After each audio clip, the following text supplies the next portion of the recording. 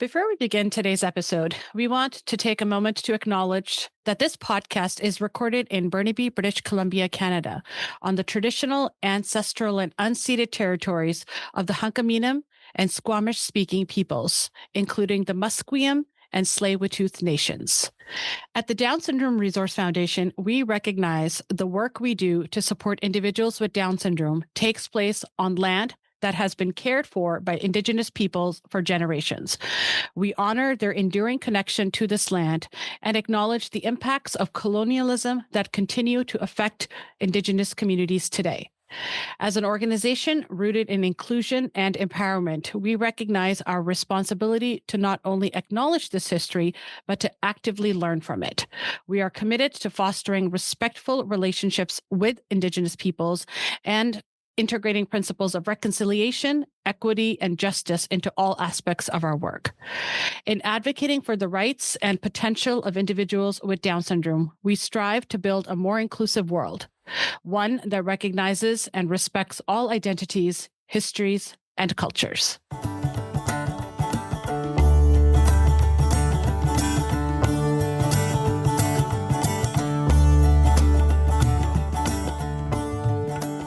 Today on the Lowdown, a Down syndrome podcast, Hilary Gauld gives us a lowdown on promoting Down syndrome visibility through photography.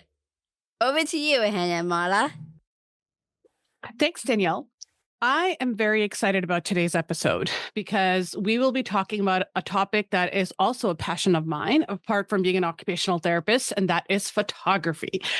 We will be talking with a wonderful photographer about the inspiration behind her most recent project for the Canadian Down Syndrome Society, the connections she's formed along the way, and why visibility and dignity in representation matter more than ever. Hilary Gauld is a portrait photographer from Waterloo, Ontario. For the past 11 years, she has created hundreds of images to close the gap in authentic representation of those with Down syndrome in mainstream media.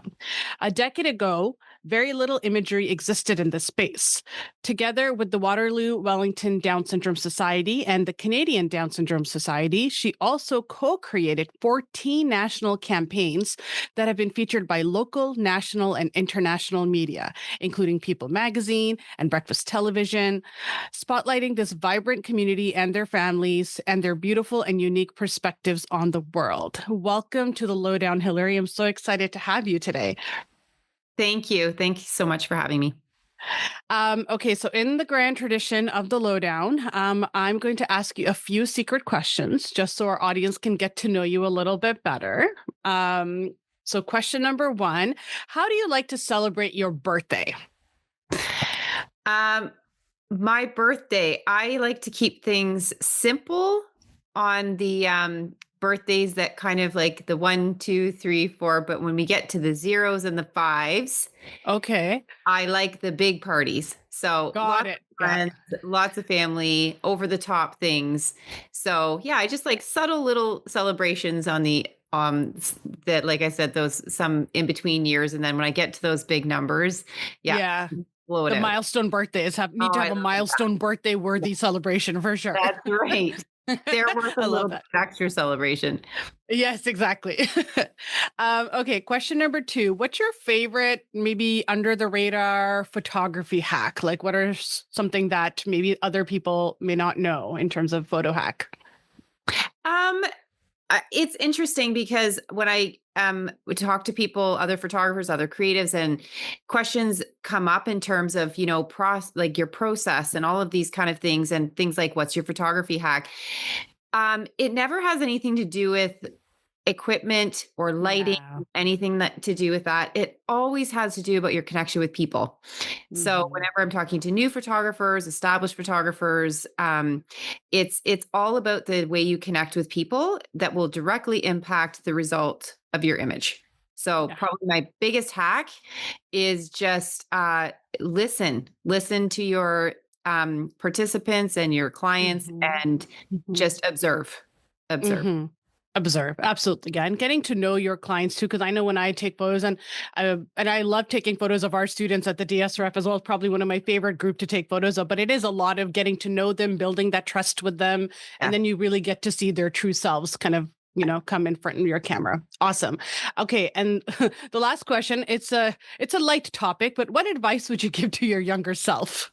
Oh my goodness. I like how that's how I ended Be it. long. The list would be long.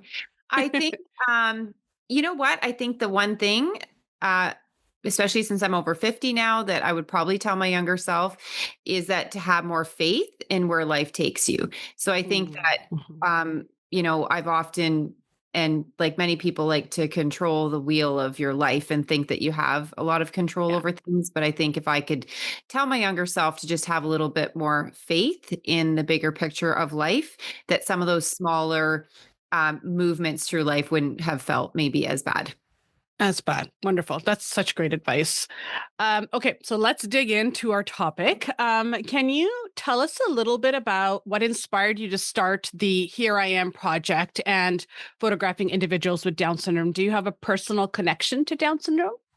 So, 11 years ago, my friend Kate had a son born with Down syndrome. His name is Mhm. Caleb. And I would say up until that point in my life, I hadn't had a lot of experience or connection to people with Down syndrome or the Down syndrome community itself. And so when she had Caleb, it was a tough time for her. Caleb was not well when he was born. He was in ICU for quite a long time. And the way that our community rallied around Kate and her family and Caleb, and just cheering him on to thrive, and it really resonated with me and hit me watching Kate and her journey. Caleb Mhm. was born many years after her first two children, so he was very much a surprise. And him having Down syndrome was not something they knew about beforehand. So watching Kate navigate that journey, just in terms of the beginning of the journey being so difficult, and just praying that he survived those first few weeks, and then Yeah. watching her grow into motherhood in a way that she hadn't known prior to Caleb. So um, that's kind of my first, I guess, real touch point with Mhm. someone close to me that had a child with Down syndrome. And from there, she came to me after she had joined the local Waterloo Wellington Down Syndrome Society, that obviously offers support and resources to families who have children with Down syndrome. And she just happened to be in my studio one day and said, "Would you be interested in taking photos of our yearly calendar? Because we are looking for a photographer." So I was far way earlier in my career. And of course, I thought, yeah, what a great opportunity, not understanding anything about what I was about to step into, how it would impact Mhm. me personally, professionally, and Mhm. ultimately the impact it would have on, a more global scale. Yeah. Well, that's such a wonderful inspiration when you have not only like I'm sure knowing her and Caleb kind of inspires you in life, but also inspires you professionally and kind of inspires you creatively. It's such a great source to have to be able to kind of, and it's kind of changed trajectory in a Yeah. way to kind of where your professional career has taken you. So we often, talk about a lack of disability representation in the media. And we've had a few guests on our podcast talking about that and how they're working to change it. And especially a lack of Down syndrome representation, and the imagery that is often out there isn't representative. Many times we've talked to families where they've gotten a diagnosis of Down syndrome and they Google Down syndrome, and the first thing in Google Images comes very archaic, old-fashioned photos and cartoon images. Why do you think that? Why do you think that is this lack of representation, and how did this impact your desire to kind of start your project? Um, I guess, in terms of why that is, obviously there could be lots of opinions on why that is. I think that it really speaks to the core of our culture and what we value. And I think there's a lot of, Mhm. eh, just very sad and dangerous misconceptions and long a long history of seeing Down syndrome as something negative, something to be hidden, something shameful. Because as we know, the history is it's long and it's tragic along the way in terms of Yeah. how just in terms of someone having a baby with Down syndrome and how that's received by the medical community and communities at large. And so I think that when there is that perception around a condition, that it does directly there's a reflection as to how that then is perceived in the bigger community. So I think that would probably be my opinion, and that it's just there was no value there in the past, in history. Thankfully, it's not that like that today, but I'd say there's a long history of that, hiding, putting people with Down syndrome away from society, not integrating into community. And so there was shame, misinformation, misunderstanding around the community. So I think that was reflected in the imagery. And so when the very first series I did with them, the calendar, I think the thing that was so distinct for me was the disconnect between when I did Google, because I remember actually Googling this 11 years ago and thinking to myself, there's a huge disconnect with what I am seeing online and who I just met and worked with in terms of the families, in terms of the children, their abilities, interests, all of those kind of things. And the imagery I did see was poor quality. I think it really fed a lot of the stereotypes. And in fairness to the photographers and to people who had done imagery previous, I think that, a lot of organizations wouldn't necessarily have had the funds to secure higher level photographers. And so or maybe the intent or the thought wasn't behind whoever was doing the photo. And so to me, it actually did a disservice to the community, A, that there was not very much there, but B, what was there, again, just the quality of the actual imagery I found not as strong as what you would see of a neurotypical child in the same situations, and the attention to that. And some of I think the misconceptions around were really, really fed into in terms of posing, in terms of faces, where you place people in the frame and those kind of things. So I did see the gap. It was a very conscious decision between Kate and I after that first calendar that our mission and our goal with this calendar that had, previously been for fundraising purposes was, let's make this a vehicle for advocacy. Let's take these photos and let's to change the stories and fill the gap, because I am a strong believer that there is huge power in a photograph. I still believe that to this day. Some people think, oh, there's so many photographers and photos around, and it devalues there's so many of them, it doesn't hold the power, but it sure holds power. And I believe the portrait is an invitation to the conversation. And that's exactly what we did with this in the last 11 years. With every photo we took, is we invite people into the bigger conversation to help educate and push people's perceptions around those with Down syndrome. Yeah, absolutely. And I think it's really great to see that more people are pushing for representation. And we're seeing a lot of, like, when the Down syndrome Barbie came out, or when, we had Madison Tevlin in a movie, and we've had actors with Down syndrome for a very long time. There's been some, like, long-standing actors that have been in movies and TV shows, but sometimes it just takes that one incidence where it's like, okay, now it's kind of blown up. Now everybody's like, it's opening up everyone's mind about representation across the disability community. And I think it's one of the greatest joys for me when I take photographs of our students is when they get to see themselves represented in images, right? When I give them their photos, because I usually will run photography camp or a club at DSRF, and I will do their own portraits. I mean, they take their own photos and everything, but I'm like, I'm going to take a portrait of you, and I get them. And when I give it to them, I can see the reaction that they have when they see themselves represented in a photograph is quite special too, because I think they feel like they matter and that their images are captured for them too. What have your experiences been in interacting with some of the adults or some of the people with Down syndrome that you've photographed? Like, how has that gone? Very similar to yours. And I think that's such a Yeah. good point because we think about the larger community and how they receive it and what we're doing for people with Down syndrome on, representing them on a more global scale. But yes, Mhm. you're so right about that. It not only benefits the greater community, but the benefit to the individual themselves. I see the exact Mhm. same reaction.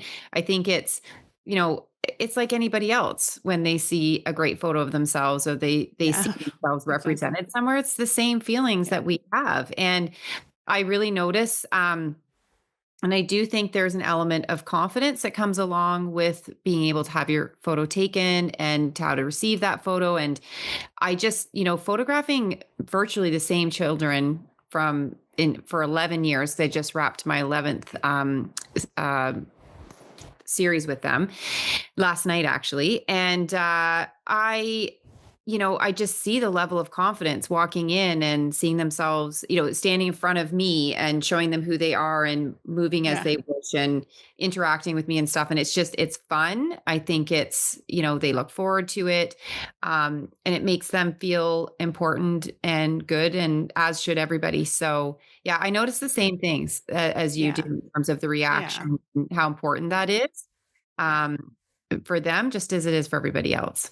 Yeah. And honestly, I majority of the people that I photograph, they love being in front of the camera. They love it. I Yeah, have seen some of my students or students around here show a side that I didn't even know existed as soon as the camera's pointed at them. And it's such a fun experience to see them let themselves go and try different things. I very rarely have to pose anybody. They will come in. I almost have to be like, hold on, give me a second to capture it before you change the pose. So it is right. something that, and we know that people with Down syndrome are strong visual learners. They really do love the visual component of their environment. And so I think that's kind of part of the process for them too, is that they get to create their own image from Yeah, what's in their head. And, yeah. yeah. What are some of the themes that you kind of have used as inspiration to photograph folks with Down syndrome in like the past 11, instances of doing this project? So, what we do every year is I very much listen to the community and I observe the community through the year. So, we have a committee that works on this calendar every year. And so, we have a meeting and we talk about, what is it that you want to tackle next? You see your Mhm. children day to day, you see their interactions in the community, in the world, and what is it that is still there? What barriers, what lingers, what would you like people to know, and that kind of thing. So that's kind of a big source of how we decide, if that what that theme's going to be that year. Mhm. Also, there's been years where I've just observed things throughout the year, or during a project, I'll be like, I'm curious more about this particular thing. Like, for instance, we have with the calendar, it's a range of ages. So we have babies on up to adults. And so we generally need to choose something that will kind of Mhm. be able to bridge all of the ages. But Mhm. often there's, little stories in there that kind of catch my attention. And so some of our older participants, they start to, get into the workforce, or they start to want to meet Yeah. somebody romantically. And so Mhm. some of those things I've taken and then thought, let's explore, love in Mhm. the love aspect of Mhm. with Down syndrome, and like how they are in workplace and the challenges they have finding paid work and stuff. So that's also Mhm. inspired some other series I've done with the Canadian Down Syndrome Society, and things I've done independently. So that's kind Mhm. of where the source of the I get themes, I guess, but we just take something that comes Yeah. directly from the community. So whether it be, Yeah. you know, um, educating people on how to communicate with people with Down syndrome, to Mhm. showing the world what, abilities that they have and things that they can do. Mhm. And just very, very simple things like we there's that perception that, and I hear it a lot as soon as, people hear, oh, you work with people with Down syndrome. Oh, they're always Yeah. so happy, and it's just Yeah. like, obviously people really resonate with people who are happy and positive and stuff, but I also know that Mhm. there are challenges and that there are an array of emotions. And Yeah, so, exactly. one year we took that on, and my photography reflected that in terms of not having everyone smiling. I was just kind of catching them in different moods and stuff so that we just, kind of can dispel that myth, right? That Yeah, also experience a array of emotions just like everybody else. So yeah, so it's just absolutely. again Yeah. listening, observing, listening to their community and what they'd like to kind of tell the Yeah. greater world. Their own story. Yeah, that's great. I mean, that's the thing. You have to kind of follow the lead of those with the lived experience, right? And that makes Absolutely. it the most valuable work at the end of the day. So, Yeah. have you like what feedback have you gotten from maybe your general like photography community? Have other people reached out to you and have they had anything to say, or have you inspired others to take on projects from other parts of the world? Mhm. Yeah, it's been interesting. I think as the project has grown, and gotten more global attention, I definitely have had numerous people over the years reach out that either wanted to start something in their community. Mhm.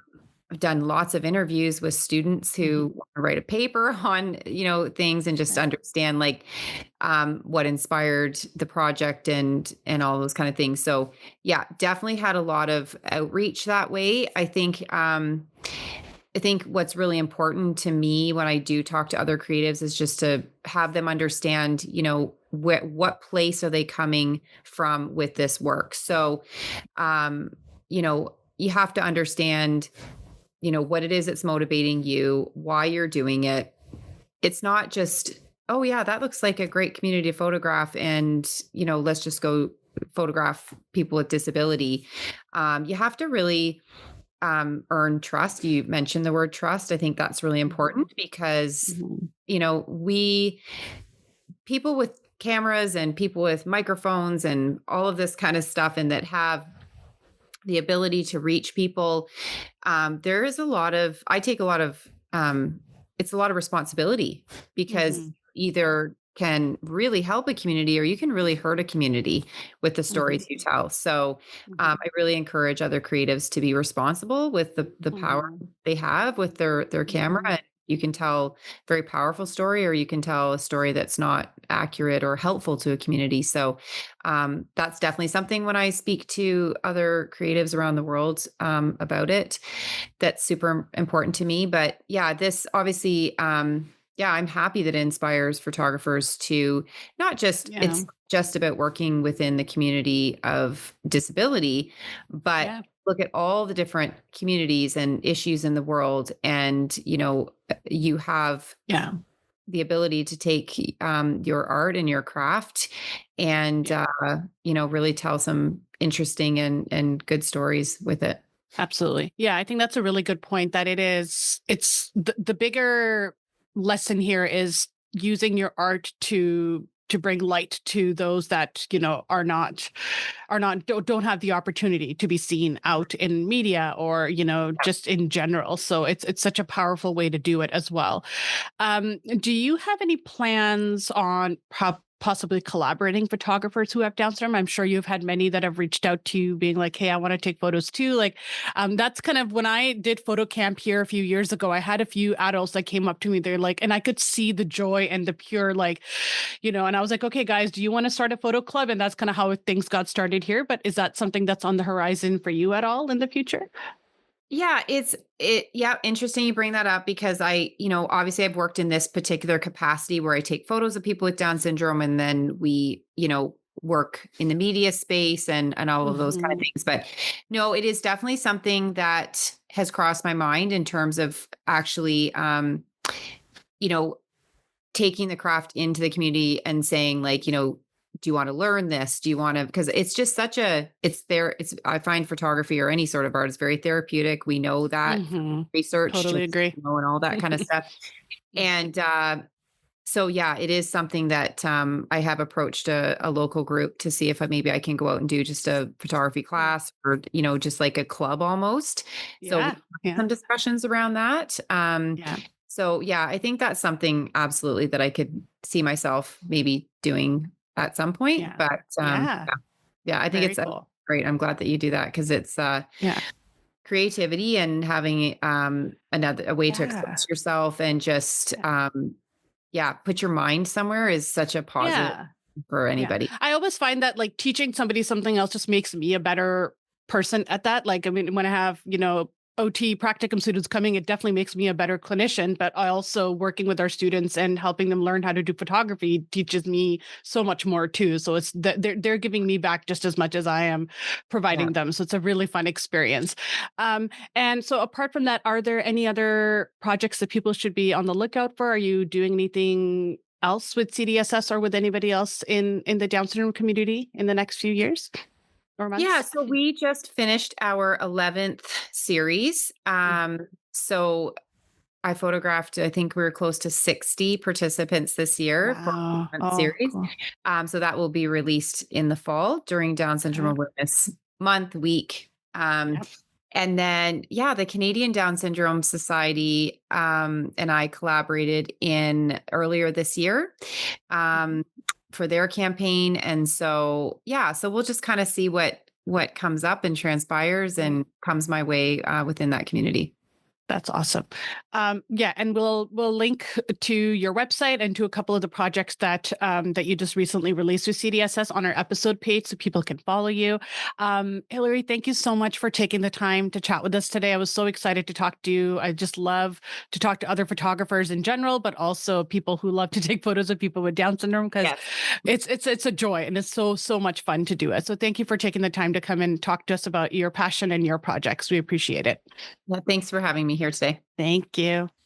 As a second part to our episode, we're joined by our very own Hina Mahmood, who you might all know as our senior occupational therapist and co-host of the podcast. And in fact, she's also a photographer. Hina is the founder of the photography club designed specifically for individuals with Down syndrome. Through the lens of the camera, this club is helping members to express themselves, build confidence, and see the world and themselves in new ways. All right, Hina, let's get into it here. Yeah, let's talk about it.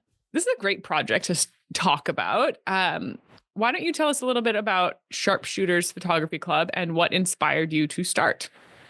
Yeah, so I have been taking photos for quite a few years. And I know that one of my favorite people to photograph is our students with Down syndrome of all ages.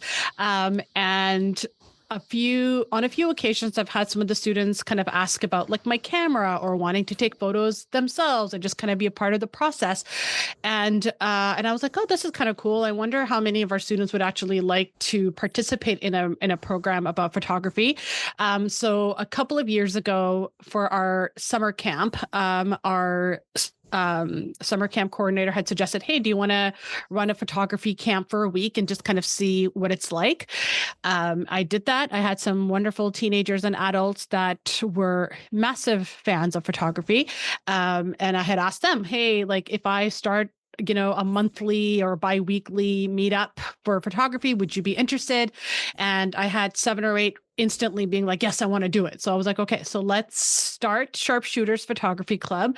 And I think just seeing how excited our students were about taking photos, it kind of was like, all right, this is an area that I think we could kind of explore and add some more activities for our individuals with Down syndrome. Mm-hmm. And so what does it look like? Let's say people show up to the club, let's call it the club. People show up to Sharpshooters and what happens when they're there? Yeah. So for the summer camp version, it's usually every day of the week we do a different theme.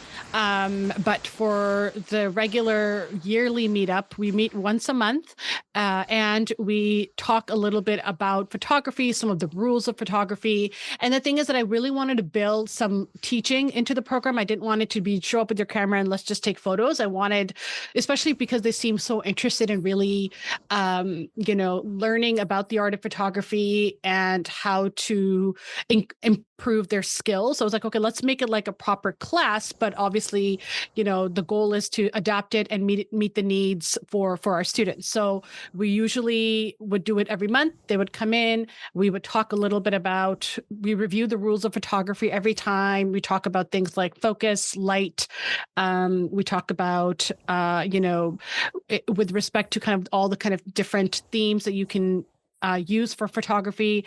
And then generally what we would do is we work towards a project at the end. So last year we worked every month towards a World Down Syndrome Day project. And it kind of allows us to have a focus, but work on our skills as we get to that last project. And there's a ton of enthusiasm for photography, as you mentioned. What do you think makes this such a powerful tool for self-expression? Yeah, I think especially for our students with Down syndrome, because they are such visual learners, they see the world in a very visual way. And that is kind of what I've really found fascinating in doing this program with them is everybody has their own very specific, unique way of looking at the same thing. So if we're taking photos of, we had a really fun day of photographing staff members' dogs, which was very exciting and chaotic, but super fun.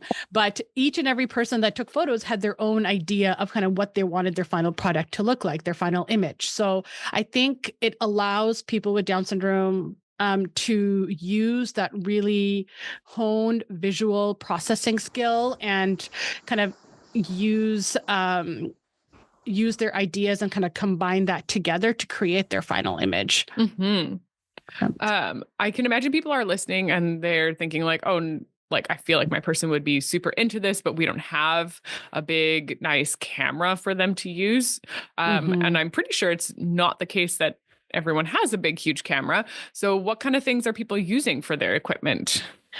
Yeah. So the requirement is for students to use whatever device that they will use the most on their own independently. In real life. So in real life. Yeah. So I don't want them to have to go out and buy a big camera if that's not going to be the most useful for them. If they're going to use their phone more often in their everyday lives photographing, then we will use their phone, iPad, whether it's, or if they have their own camera. I have had one or two students that have been really interested. So I've talked to the parents and gave the families some suggestions on like a proper camera for her to buy.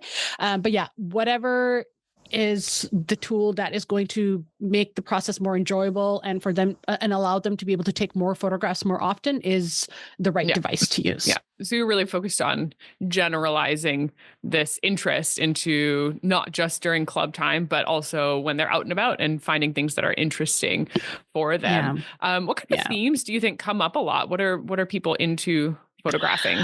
Yeah, I just two of the two most common themes when I get the first session of sharpshooters, I always make a big brain map of different things that you can photograph, and then I get the students to contribute. And I think portrait photography, so taking photos of themselves, friends, or family, is always one of the first ones, and then nature is always a second one. A lot of our students love taking photographs of flowers, leaves. Some of the other ones that we've done more often are pet photography, which is very popular. And then also a lot of them love action photography. So they love going to like sporting events and practicing their photographs in those kind of venues as well. That's quite a diverse set of things that people like, which I guess reflects the diverse group of people who like taking photos, which is really, really cool. What are your thoughts on how photography can really challenge stereotypes or shift perceptions of people with Down syndrome? I think like anything else, like as I mentioned earlier, the art of photography can be used as self-expression for anybody. So I think this is just another outlet, another tool for people with Down syndrome to be able to express themselves. Especially, you don't have to necessarily have a specific set of speech and language skills to take photos. You don't have to have a specific set of visual processing skills to take, photos. You can it's an art form that allows people of a variety of different skill levels to be able to access it and to enjoy it. So in terms of challenging, some of the preconceived notions or shifting the perceptions of people with Down syndrome, I think it's just helping people understand that they also have a particular point of view of how they see the world, and that they are like anybody else, just as like those views are just like as valid as anybody else's. And I just think it's just interesting to see how they express their views, and that it is so individualistic amongst them. Yeah. I've been lucky to come and see some of your photography students' work, but let's talk a little bit about that.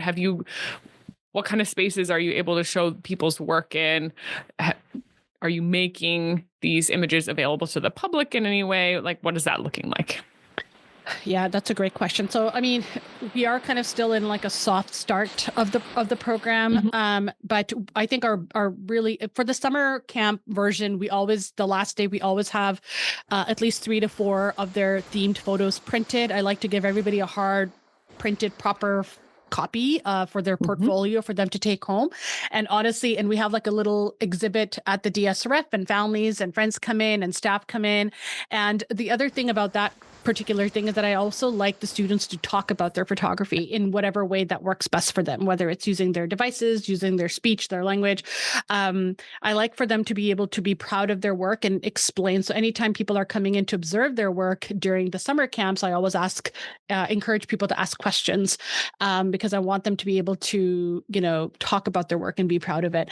But in terms of the monthly program, we were very fortunate to be able to have our World Down Syndrome Day photos on display at a wonderful local brewery and called Lupula Brewing. And they actually, for about at least 6 to 7 months, maybe even longer, they had the display of the students' work for World Down Syndrome Day, a little write-up that they had about what World Down Syndrome Day means to them.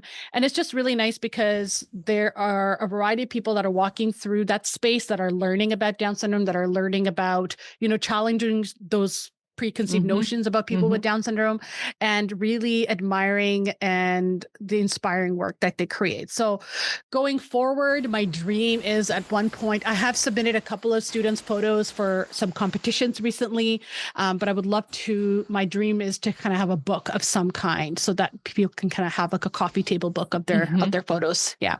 That would be so fabulous. And the pride that the photography students show in their images and those exhibitions is just so evident. There's some swagger and some strutting going on, and I am here for it because they've really worked hard, and their perspective on the themes that are covered in the exhibition is just so fascinating. And yes, maybe it is different than what other people might shoot. And that is fabulous. I love to see those kinds of unique takes on things. So yeah, it's really fun to be able to see people's work that way. I can imagine too that there are other people who are creative in some way, who are thinking, okay, I don't do photos, I do painting or I do dance, and I would love to start a sort of cousin club kind of thing or something similar. And what would be some hot tips that you could recommend to people if they are thinking they might want to do something like that? Yeah, absolutely. I think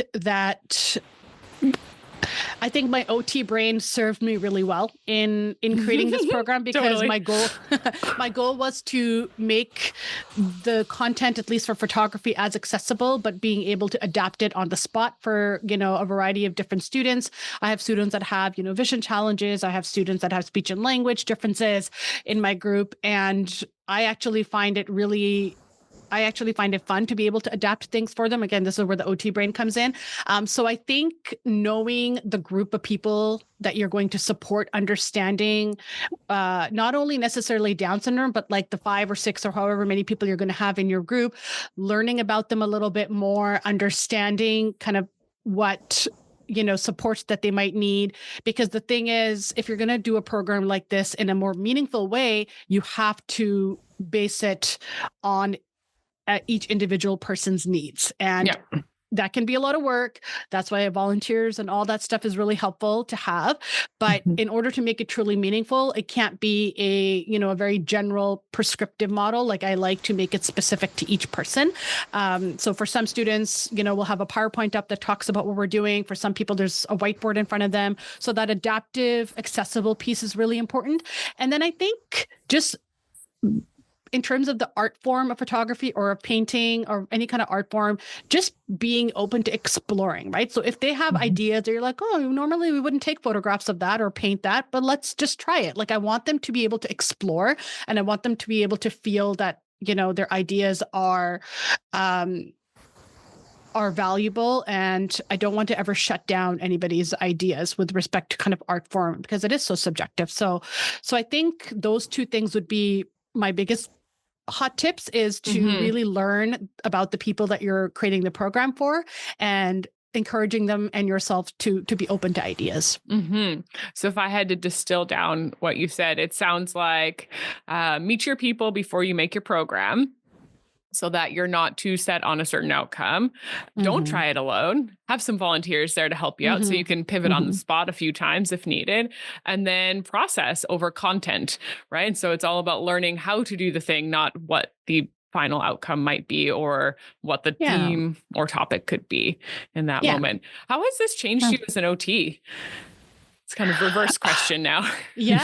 No, I've always been an OT. I've never been a very creative person. I've always I can't think of things off the spot. Marla, you and I, I've known Marla for a very long time. She's very creative, very artistic minded. And my brain doesn't work that way.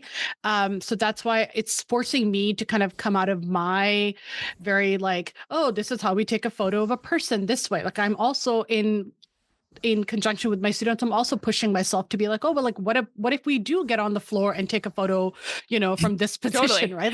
It's like, why shouldn't we do that? So it's actually really made me kind of challenge my own creativity. And I find that it is helping me in my own personal photography business, that I'm forcing myself to try new things.